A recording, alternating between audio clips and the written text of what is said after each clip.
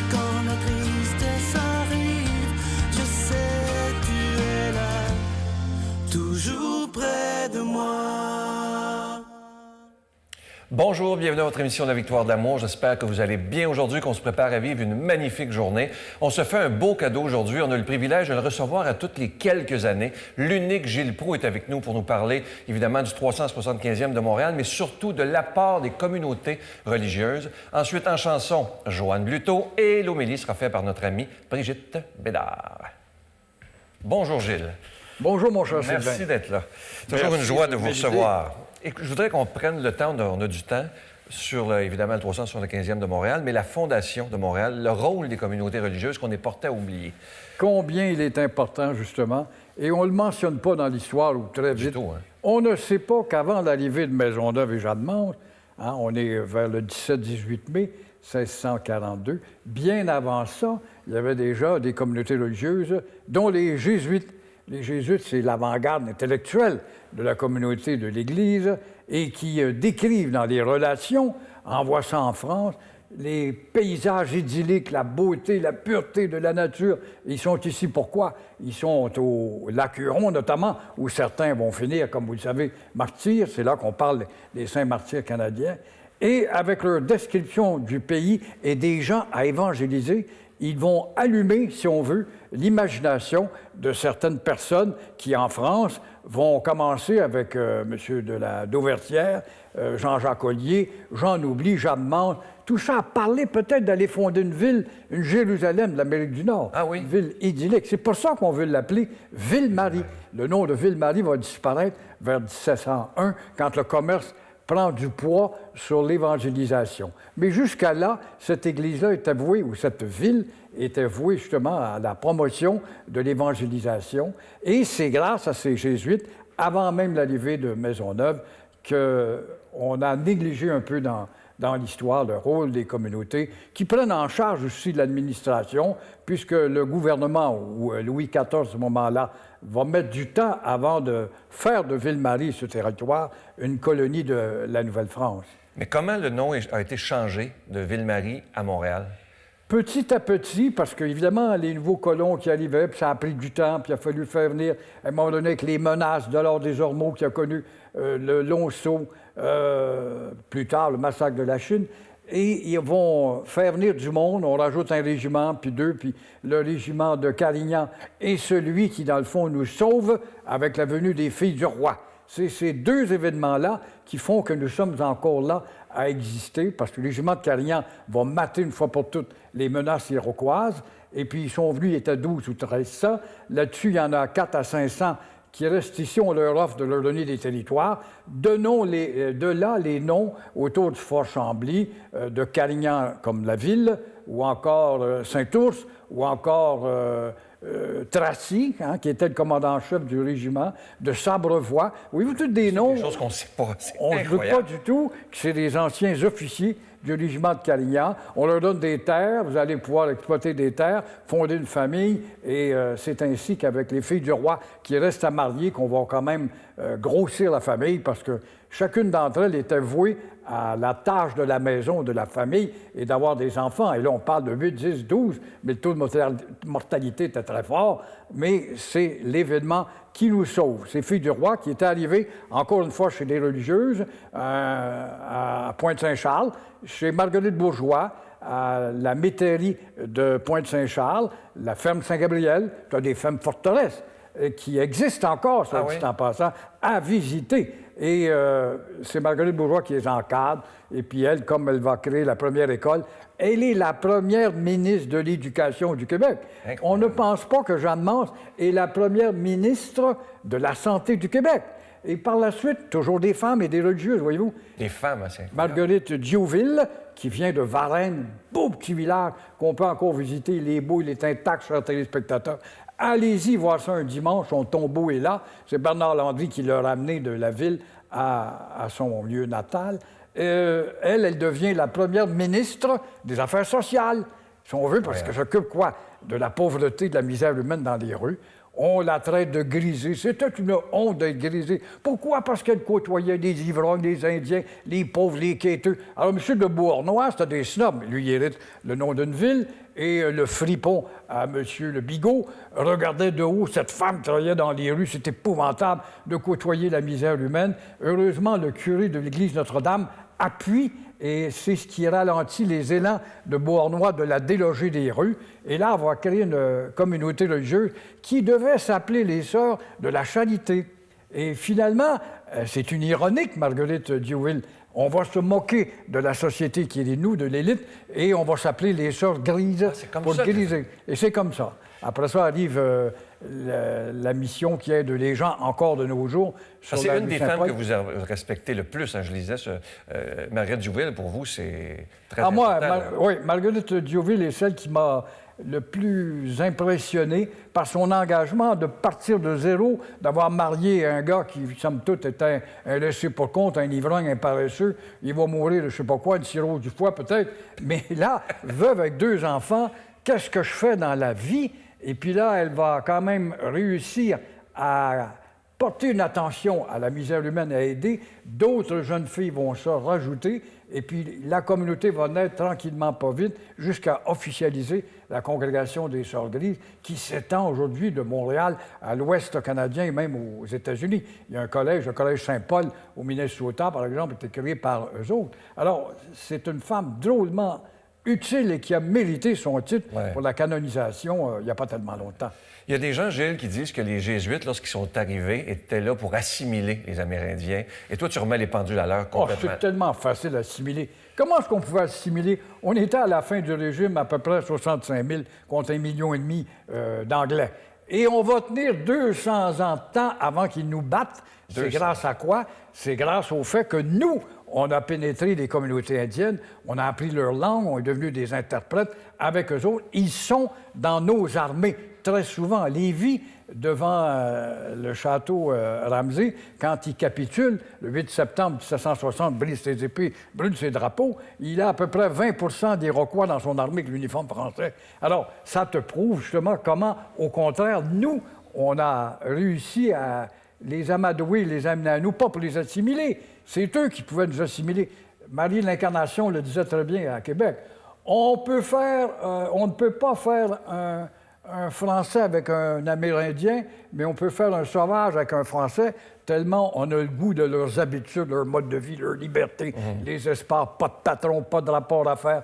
De là, la fièvre pour les coureurs de bois. Et là, on délaisse tranquillement la culture de la terre et puis en même temps, l'espèce de fidélité à l'Église, où on prie encore moins intensément. La conversion perd des adeptes et avec 1701, la Grande Paix de Montréal, avec Hector Calière, qui est le premier secrétaire des Nations unies en réalité. Il attire ici toutes les nations amérindiennes. Il avait envoyé ses coureurs de bois. C'était comme des ambassadeurs. Vous allez aller au Dakota Nord, Dakota Sud. Vous allez aller chez les Illinois. Vous allez aller chez les Sioux. Vous allez aller chez les Algonquins, les Abénakis. Nommez-les les Atikamekw pour qu'ils viennent ici et qu'on puisse faire la grande paix. Et même les Iroquois vont venir. Et voilà que 1500 Indiens, avec leur plumage, leurs costumes différents, tous et chacun, arrivent à Montréal. Là, on commence à parler de Montréal et moins de Ville-Marie. Il y a à peine 1000 habitants à Montréal en 1701. Et là, les Français ont peur. Il n'y a que soldats. Mais ils se disent, s'il fallait qu'ils virent capot contre nous autres, avec le nombre d'Indiens qui sont là, on pourrait se faire joindre vilain tour. Mais non, Calière est un maître de la négociation et établit la grande paix avec même les Iroquois, nos ennemis du temps. Ouais. Gilles, vous êtes un des rares personnages publics à tellement défendre l'Église. Je pense que vous êtes le seul. Ouais. Pourquoi ça? Parce que vous nous montrez toujours Bon, il y a beaucoup de médias qui nous montrent le mauvais côté, là, les erreurs, mais vous misez beaucoup sur la grandeur de l'Église. La somme totale de l'Église, c'est une institution de 2000 ans. Alors, est-ce qu'on va dire, parce qu'il y a eu des histoires derrière un banc de hockey, ou je ne sais trop, dans un collège quelconque, des 50 ans après, il y a de l'argent là-dedans. Ouais. On le voit chez les frères Sainte-Croix, où les pères n'étaient pas attaqués, mais les frères un peu plus. Mais On ne peut pas condamner l'Église pour ça. Moi aussi, je suis un grand patriote, je suis même un souverainiste. Quand je regarde l'histoire du Québec, je suis agacé par l'œuvre de Monseigneur Bourget, qui va conjuguer avec l'ultramontisme et les Anglais, dire des Papineaux qui se révoltent, puis il va y avoir de la démocratie. Laissez-nous l'éducation et on va s'en occuper de manière à ce qu'il n'y en ait plus des Papineaux. Ce qui est vrai. Il y a une collaboration peut-être un peu aveugle du pouvoir anglais, ça fait plaisir. Mais le pouvoir anglais lui laisse quand même la responsabilité des catholiques et de l'éducation. Et il va jouer un tour au pouvoir anglais. Il va dire, par exemple, faites des enfants. Les Anglais font rentrer l'immigration, ils veulent nous assimiler, faites des enfants. D'autre part, vous me permettez que je ramène les Jésuites. Parce qu'en 1760, le 8 septembre, devant le château de Ramsey, la première exigence des Anglais, c'est les élites, les arpenteurs, les ingénieurs, les gros commerçants, vous allez sacrer le camp en France. Le petit peuple va rester ici avec le petit clergé. Alors là, ils partent sur des radeaux avec leurs biens, puis ils saluent les gens de Longueuil, puis de Repentigny, et puis tout le long à Sorel, puis les habitants sont là. C'est l'abandon. Le chanoine Gros en parle dans les lendemains de veille. Et là-dedans, il y a les jésuites, parce que c'est des intellectuels, c'est des gens qui reposent des questions. Ils auraient pu, par exemple, nous influencer pour dire, écoutez, il y a une législation qui s'en vient du côté du pouvoir britannique, vous n'avez pas de raison de l'accepter pour telle ou telle raison. C'était des empêcheurs de tourner en rond.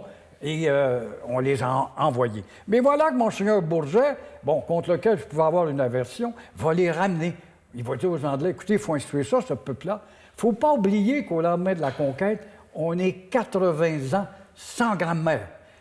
Grâce aux Ursulines, qui sont à Trois-Rivières, vont réimprimer, réécrire tranquillement, pas vite, 80 ans sans grammaire pour la réintroduire dans un système d'éducation et contribuer, elle aussi, ces Ursulines, à sauver la langue française. Alors, les Jésuites reviennent en 1840, quelques, et puis là, on crée des collèges. Le collège Sainte-Croix pour les pères Sainte-Croix, le collège Brébeuf, des Jésuites, d'autres collèges dirigés, le collège Mont-Saint-Louis avec les frères des écoles chrétiennes. Et on va créer, surtout au collège d'Outremont, ma chère, des élites qui, plus tard, condamnent l'Église. Ah oui. Mais ils vont être les Lumières, les prophètes Lumières, la Révolution tranquille. On sort du régime de la noirceur. C'est pas vrai pantoute. On est rentré dans le régime des Lumières tamisées actuellement. C'est épouvantable, l'abandon et le manque de leadership intellectuel. Mais tous ces gens qui font la promotion de l'éveil québécois sont issus du collège des Jésuites. Voyez-vous les contradictions, somme toute, qu'on ne retient pas assez. C'est un peu ce que j'ai dit dans un livre qui s'appelle « De Ville-Marie à Montréal ». Et j'en parle dans un autre livre qui a un grand succès, Saint-Sylvain, qui s'appelle Montréal, les 60 dates qui ont marqué l'histoire de Montréal.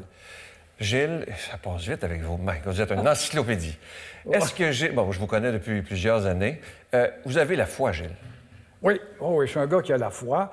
Je crois en Dieu. Bon, je peux me poser des questions. Comme tout le monde. Comme tout le monde. Je n'ai pas la foi du charbonnier, si on veut. Mais quand je vois la création, l'univers, le monde dans lequel j'ai parcouru tous les coins et recoins de la Terre, croyez-moi. Et souvent, je me suis arrêté dans une église ou une cathédrale. J'arrive de Paris, je suis allé justement à la basilique de Saint-Denis pour aller voir les rois qui reposent là. Je lisais l'histoire de France, des histoires qui finissent dans la violence ou dans la gloire, et on a envoyé son corps à Saint-Denis. Je ne comprenais pas. Soudainement, j'ai dit, je veux aller à la basilique de Saint-Denis, qui date du Moyen-Âge, chers téléspectateurs. On voit là tous les tombeaux des rois, dont François Ier, un roi qui a amorcé le mouvement au Canada, si on veut, les Louis XIII, Louis XIV, Louis XV, etc. Et c'est vraiment impressionnant d'avoir contact avec le roi de fer, par exemple, les rois maudits, Philippe le Bel, et tous ces noms qui ont marqué l'histoire de France. Alors, ça m'amène, quand je regarde aussi la vie, la nature, l'amour, en vieillissant, j'ai un amour indescriptible, mon cher Sylvain. C'est bizarre pour la nature et les animaux. Oui. Les animaux. J'aime beaucoup Saint François d'Assise, patron des animaux. La patronne de la télé, tu sais qui ce que c'est? Sainte-Claire. Bravo! Un des rares de la télévision, de la radio qui va répondre ça. Édouard Branly l'avait proclamé, la patronne de la radio et de la télé. Alors, je regarde la nature, les animaux, tout ça. Ça m'approche avec la création et je me dis, ça ne se peut pas qu'il n'y ait pas quelque chose après avoir passé de l'autre côté. Ouais. Gilles, je vous connais depuis quelques années et je trouve que vous êtes de plus en plus en paix. Hein, Oui, vous êtes oui, calme, oui, vous avez oui. l'air d'un homme très heureux. Je suis moins bagarreur, j'ai plus de campagne. J'étais en ondes, je faisais jouer des campagnes, la francisation, le Québec, la souveraineté, tout ça. Mais je me suis aperçu que j'ai gaspillé beaucoup d'énergie au point d'abîmer ma santé. Mais en vieillissant, c'est le temps qui me rattrape. Je deviens un peu plus moqueur et philosophe. Je vais inviter les gens à lire ces 2 magnifiques livres. Le premier, De Ville-Marie à Montréal, c'est aux éditions Médiapole. Et l'autre, les éditions du journal Montréal, 60 événements qui ont marqué l'histoire de la métropole.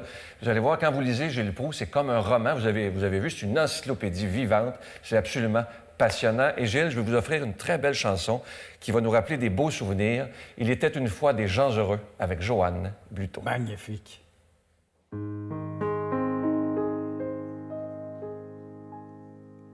Il était une fois des gens heureux, c'était en des temps plus silencieux. Parlez à ceux qui s'en souviennent, ils savent encore les mots des romances anciennes. Ça disait toujours le monde est beau. Il était une fois des gens heureux qui disaient toutes choses avec les yeux. Leurs yeux doublaient de confiance en l'univers immense qu'ils disaient béni de Dieu. Il était une fois des gens de paix, mais vers les années de vent mauvais, aux yeux il y avait tant de rides, il y avait tant de vide, il ne resta plus rien de vrai.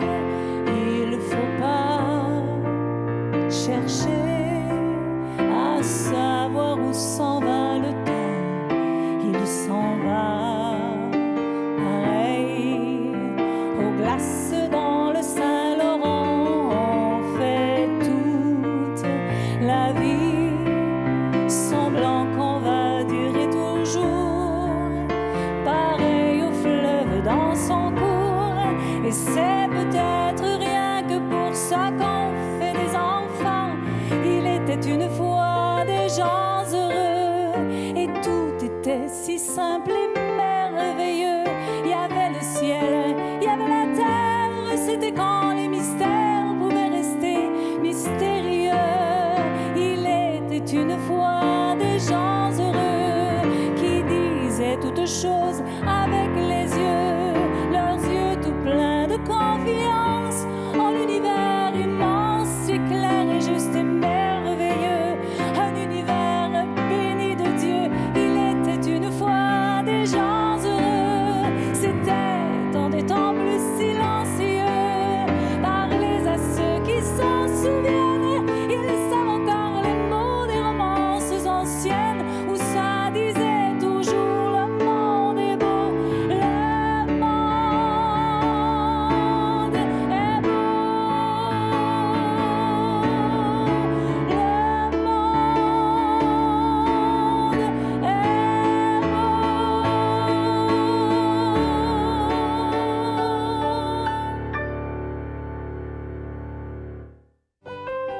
Notre Père qui es aux cieux, que ton nom soit sanctifié, que ton règne vienne, que ta volonté soit faite sur la terre comme au ciel.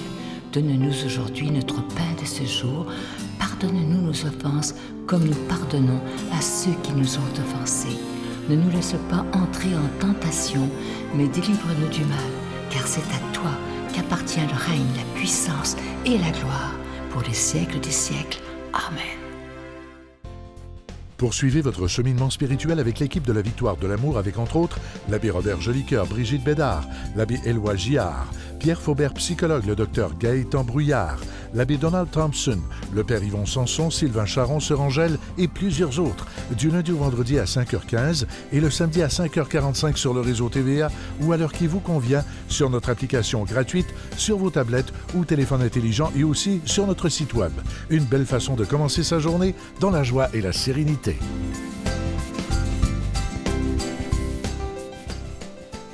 Si vous saviez comment je suis heureux de vous présenter ce beau cadeau du mois, il s'agit d'un chapelet en bois d'olivier. Il est déjà béni, bien entendu, mais ce qu'il a de particulier, c'est pas comme les autres, ce n'est pas fait en usine, c'est fait à la main, c'est de l'artisanat évidemment, par une communauté religieuse de Mexico, au Mexique bien entendu.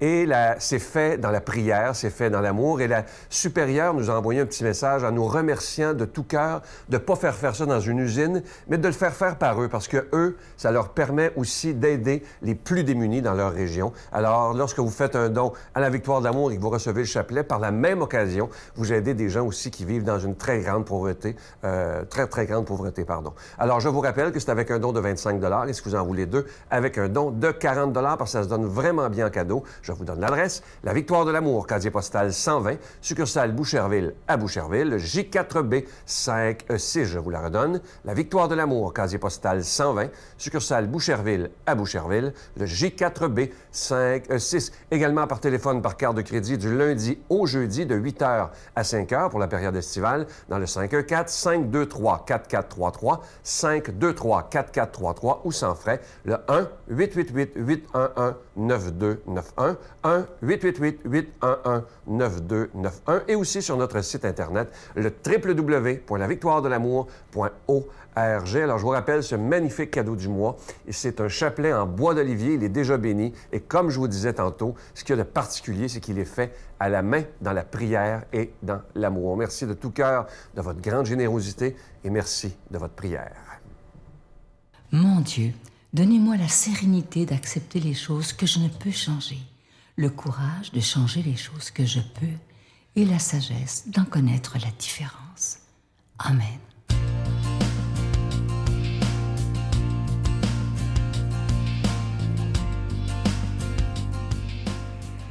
Bonjour tout le monde. Aujourd'hui, c'est la fête de la transfiguration du Seigneur. Alors, c'est la parfaite journée pour accueillir Gilles Proulx avec nous, qui vient nous illuminer de ses connaissances pour nous réveiller un peu. Puis c'est ça que le Seigneur il vient faire dans cette journée. Il vient nous montrer la lumière, nous donner plein d'espérance. 6 jours après, Jésus prend avec lui Jacques et Jean, son frère, et il les amène à l'écart sur une haute montagne. Il fut transfiguré devant eux. Son visage devient brillant comme le soleil et ses vêtements blancs comme la lumière. Voici que leur apparurent Moïse et Élie, qui s'entretenaient avec lui. Pierre alors prit la parole et dit à Jésus, « Il est bon que nous soyons ici. Si tu le veux, je vais dresser ici 3 tentes, une pour toi, une pour Moïse et une pour Élie. » Il parlait encore lorsqu'une nuée lumineuse les couvrit de son ombre, et voici que de la nuée, une voix disait, « Celui-ci est mon Fils bien-aimé, en qui je trouve ma joie. Écoutez-le. » Quand ils entendirent cela, les disciples tombèrent face contre terre et furent saisis d'une grande crainte. Jésus s'approcha, les toucha et leur dit, « Relevez-vous et soyez sans crainte. » Levant les yeux, ils ne virent plus personne, sinon lui, Jésus seul. En descendant de la montagne, Jésus leur donna cet ordre. Ne parlez de cette vision à personne, avant que le Fils de l'homme soit ressuscité d'entre les morts. Acclamons la parole de Dieu. Alors Jésus donne l'ordre de n'en parler à personne. C'est une vision extraordinaire. J'aimerais bien pouvoir bénéficier d'une telle vision dans ma vie. Jésus dit n'en parler à personne, sauf le jour où je vais être ressuscité. Alors, il faut situer ce texte-là, qui est avant la passion de Jésus, avant qu'il soit condamné, crucifié et qu'il meure. Donc, il avertit déjà Pierre, Jean et Jacques, il les avertit. Vous devez dire ça à personne, mais vous allez vous servir de ça, de ce que vous avez vu, de cette vision-là, pour garder cette espérance que je vais revenir. Puis quand je vais revenir, ça va être comme ça. Ça va être comme ça, dans une lumière, dans un corps de gloire. C'est ça qu'on appelle un corps de gloire, un corps glorifié. Alors, quand on dit qu'on croit à la résurrection de la chair, c'est ça que ça veut dire. C'est vraiment notre corps, puis notre visage, mais tout glorifié. Alors, Jésus nous donne un simple petit coup d'œil, un simple petit aperçu de ce vers quoi on s'en va. C'est vers ça qu'on s'en va. Croyez-vous à la vie éternelle? Croyez-vous que la mort, c'est juste un passage? C'est un passage, c'est comme le passage de la mer morte. On va passer là-dedans. On ne sait pas combien de temps ça dure. Peut-être quelques jours, quelques heures. On ne sait pas combien de temps ça dure. Mais pour Jésus, ça a duré 3 jours. Il est passé dans la mort et il est revenu à la vie. Et là, il veut montrer à ses disciples de quoi il va avoir l'air. Puis, avec lui, il est au ciel. Il est avec Élie, il est avec Moïse. C'est le Dieu des vivants. Ce n'est pas le Dieu des morts. Puis tous les saints qui sont au ciel sont avec lui dans cette gloire-là, avec Moïse, avec Élie et tous les saints. Et M. Proulx nous parlait tout à l'heure, il nous parlait de Jeanne Mance, il nous parlait de Sainte-Marguerite Diouville, il nous parlait de Marguerite Bourgeois, qui sont, elles aussi, je pourrais appeler la Trinité du Québec, ces 3 femmes-là qui sont, elles aussi, avec Dieu et qui nous attendent. Ils nous attendent après la mort. C'est le but de cette transfiguration-là. C'est de contempler le visage de Jésus. Il nous donne des fois de le contempler. On peut aller le contempler quand on va à des périodes d'adoration eucharistique. On peut aller vivre ça à notre paroisse si on veut. C'est des moments où on peut contempler le Seigneur. Et il fait ce cadeau-là à ses disciples en disant, vous devez espérer. Et il nous dit à nous aujourd'hui, parce que la parole de Dieu, c'est pas juste il y a 2000 ans, c'est aujourd'hui. Elle est active aujourd'hui. Jésus nous dit aujourd'hui, regardez-moi, contemplez-moi, je vous attends dans le paradis, je vous attends après la mort. Alors, il n'y a plus de crainte. On n'a plus à avoir peur. On doit vraiment vivre en ressuscité. En ressuscité dès aujourd'hui, parce qu'on le sait ce qui nous attend. Demandons, Seigneur, de nous bénir, de nous donner cette gloire. Au nom du Père, du Fils et du Saint-Esprit. Amen. Je vous salue Marie, pleine de grâce. Le Seigneur est avec vous. Vous êtes bénie entre toutes les femmes, et Jésus, le fruit de vos entrailles, est béni. Sainte Marie, Mère de Dieu, priez pour nous pauvres pécheurs, maintenant et à l'heure de notre mort. Amen.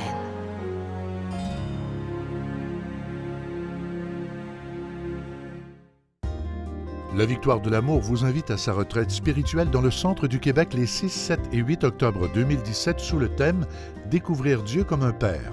Venez vivre des moments de ressourcement inoubliables en compagnie de Sœur Angèle, l'abbé Stéphane Roy, Pierre Faubert, psychologue, le docteur Gaëtan Brouillard, Brigitte Bédard, Sylvain Charon, Miguel Padilla et la présence exceptionnelle de Franck Nicolas, conférencier reconnu mondialement, à l'hôtel et suite Le Dauphin à Drummondville. Réservé au 514-523-4433 ou sans frais au 1-888-811-92-91. Venez découvrir comment Dieu, notre Père, nous aime sans jamais nous juger. J'espère que cette émission vous a plu. Pour moi, c'est toujours une grande joie de recevoir M. Gilles Proulx. Et il y aura des surprises bientôt. Je pense que Gilles viendra nous rejoindre dans les émissions du matin parce qu'il y a tellement de grandes connaissances au niveau de l'histoire de l'Église aussi. Je pense que c'est important de bien connaître notre Église. La semaine prochaine, un invité tout à fait spécial. Il s'agit de l'abbé Donald Thompson. Pour ceux qui ne connaissent pas son histoire, c'est assez spécial. Quand il était tout jeune, il était athée, il ne croyait pas en Dieu et il ne voulait surtout pas devenir prêtre. Mais imaginez l'histoire, je la raconte rapidement. Un jour, d'amour, c'est une travailleuse du sexe, une prostituée qu'il rencontre comme ça par hasard et qui lui dit, parce qu'il l'avait aidé, il l'avait écouté, et elle lui dit, tu devrais devenir prêtre. Alors imaginez, l'appel de Dieu est venu par quelqu'un qui travaillait dans le domaine du sexe, une prostituée, et il a gagné ses études, il faisait sa théologie et il était barman la nuit. Alors, une histoire abracadabrante, mais c'est un prêtre passionné. La semaine prochaine, l'abbé Donald Thompson. Soyez présents. Et moi, comme d'habitude, je vous attends demain matin à 5h15 sur TVA ou à l'heure que vous voulez sur vos tablettes ou vos téléphones. Bye!